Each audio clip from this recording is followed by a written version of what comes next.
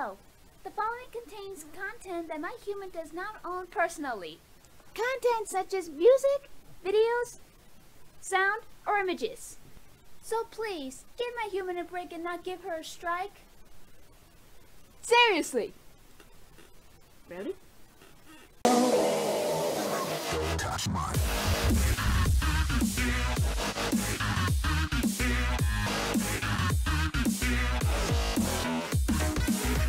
What is up, people of the internet? My name is Freelancer Ember, and welcome to another reaction video. This reaction, now this is actually like of a quest video from one of you guys.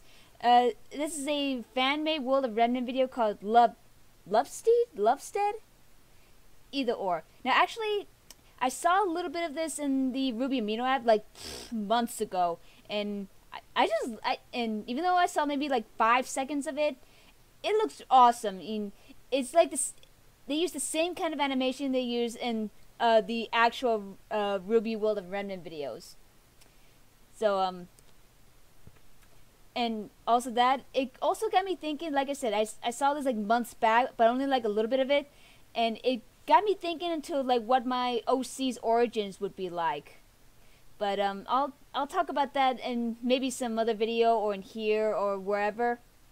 But I just want to see what this looks like. So let's get this fan made video rolling in 3, 2, 1. Okay. Make sure the volume's up high so I can hear it. Is it pronounced Lovestead or Lovestead? I think they'll say it in there. Okay. At one point, there was a city in the lower parts of Anima, outside the outskirts of Mistral. You might have heard of it, or maybe not. Can't blame you, it's only resurfaced on the map about 22 years ago. Its existence was common knowledge about 100 years ago, but then it vanished. It was a small city, so many thought it fell to a grim attack or something. The real story is far more interesting. It was around that time that oppression against Faunus and Lovestead was at its peak. Lovestead. You've heard the story before, haven't you? Oppression leads to anger, anger leads to rioting. Yeah. The thing is, riots are chaotic and easily disbanded. Faunus didn't really have a good leg to stand on. That is, until the Biancs decided to organize. These guys, a family of white wolf Faunus, descended from long-forgotten royalty, rallied the Faunus and overthrew the government. Interesting. I'd tell you all the gory details of what they did to the remaining humans who surrendered. Whoa. Damn. But that's not the interesting part. The point is, the Biancs took control of the entire government, and for the first time in Lovestead, the Faunus were calling the shots. Unfortunately for them, none of the Faunus in charge knew how to properly run the city. Faunus were treated like slave laborers before, and didn't know how to trade with other villages and towns. The humans all had access to advanced weaponry, but Faunus were restricted from using them, in fear of the revolution that in the end did occur. Their solution was to cut themselves off from the outside world by building a series of defensive barriers that kept Grimm out. And it worked, but at a severe price.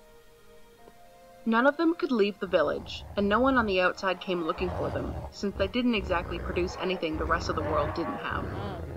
So, they faded away from history, sustaining themselves with their own food and livestock, and many years passed without any of them ever having seen a single Grimm. That's harsh, And that's where the interesting thing about the Bianc family comes in. These guys were descended from a bunch of old aristocrats and had this real prideful complex about purity of bloodline. Okay. Now, we all know where this is going. Yeah, inbreeding. Ew.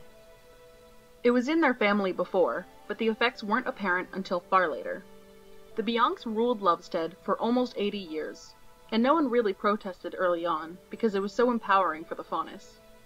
Too bad they picked the wrong role models to put in power. See, incest has a nasty way of biting back at you. The second generation did see a bit of genetic defects. Some misshapen facial features, personality disorders, a couple of mismatched eye colors. But it was at the third generation where the effects really began showing. You know how Faunus only have one single animal trait? Yeah. Well, pretty soon the hallmark of being a Bianc was having either 2 sets of ears, 2 tails, both ears and tail, or a penchant for mental instability. Sometimes they end up decent, but with a short lifespan. It was a roll of a 20-sided die, with only one good side. Ouch. The Bianca who became the head of the city after 40 years in particular was way sick in her head, super paranoid. With good reason, too. Oh yeah. Her people were starving, running out of food and lacking resources from the outside world, and they had started rebelling against her. She, in all her paranoia, declared what was effectively martial law and confiscated the weapons from the citizens. She acted like a dictator and a tyrant. Damn. Now, that was the last straw. It was time for another revolution, led by another Bianca. 6 years prior, from the last generation of Biancs, was a child named Maruna. She escaped the city somehow, and they thought she had perished. In fact, she had returned with 3 of her friends, all of them professional huntresses freshly graduated from Beacon Academy in Vale. Nice. Her head was full of ideas, and her heart was set on bringing the freedom of the outside world to her hometown. Cool. They infiltrated Lovestead and joined the friendly neighborhood rebels, set on liberating it from the Mad Queen, Maruna's aunt. She, her teammates, and the leader of the rebels, RWBY, used the same guerrilla techniques from the first revolution to overthrow the new Bianca regime. By the time the Mad Queen knew what was happening, God damn, that's loud. they had already lost. God damn, that was loud. RWBY was elected as the new head of Lovestead, and was instructed this time on how to run the city the right way by Maruna and her companions. And thus ended the 80-year reign of incompetence and inherited sickness by the Biancs. Maruna did eventually stay there too, but decided not to take credit for the second revolution. Okay. And she had to endure endless scrutiny and suspicion ever after, and so did her children. There's a saying in Lovestead, when a white wolf faunus is put into power, what you get is either a tyrant or a messiah. Let's just hope that her children end up becoming the latter.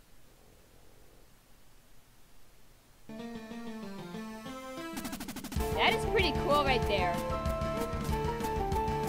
Props to Lightning and Fog, I didn't see that. By Project and Fog.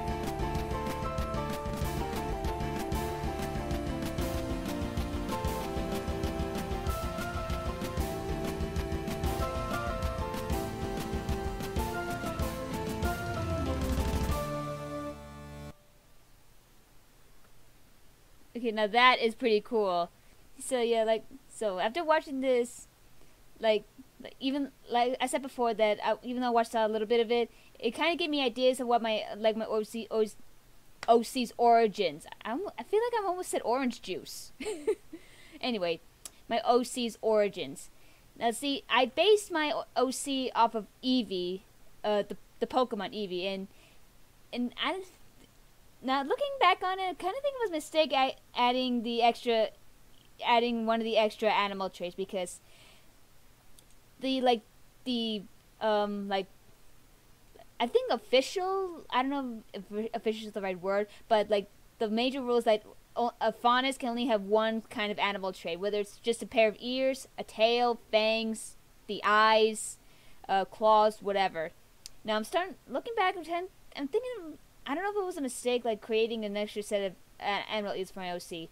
But anyway, reason I said that before I did my little rambling about my OC's design, I said I based my OC off of Eve, the Pokemon Eevee, because if I were to think about it for origins, I would say almost like Ruby Silver Eye Warrior origins. I mean, they were once like I think everywhere, but as time went on, Salem and her evil posse started killing everyone, and until Summer was left, and then, well, I guess technically now Ruby is the last one. So I was thinking the same thing for my OC, because in both the game and the anime, and I think manga as well, Eevee is pretty hard to find, and I think except X and Y and Sun and Moon, because they're pretty much there if you have the time and patience to find one. And in the anime, you hardly ever see an Eevee in there. I think I've seen maybe throughout the years, I've only seen maybe a few Eevees. But you get what I'm trying to say. My OC is probably the last of her how would I say it? But you get what I'm trying to say, right? But anyway, this is still just an awesome fan-made World of Remnant video, and if I would know how to do this kind of animation, I would love to do my own World of Remnant video, but I would need to know like the story behind it, like what they did and how they died off or whatever. And you know, in Volume 5, I'm hoping that Rooster Teeth would do like a World of Remnant video about the Silver-Eyed Warriors. Did they do it in the last volume? I don't think they did. But you know, I would love to see that and like know a little bit more about them. All we know for sure from Crow is that that the Silver-Eyed Warriors are very powerful warriors, and like one stare from them and the Grimm are like done, kaput. But yeah, again, this is just an awesome World of Remnant video, and I want to give props to Fueled by Nightcore for showing this, and and I'm reading the comments like who to give props to. Art animation story by Lightning in My Hand, narrator Project Destiel. Hope I said that right. The music from the day we've been waiting for, from to Jeff Williams and Alex Abraham. World of Remnant 1 RWBY Volume 3 OST. Tenpai Sato, Sorrowful Angel. I'm sorry, I'm just reading the comments so you can know who I'm giving props to, like I said.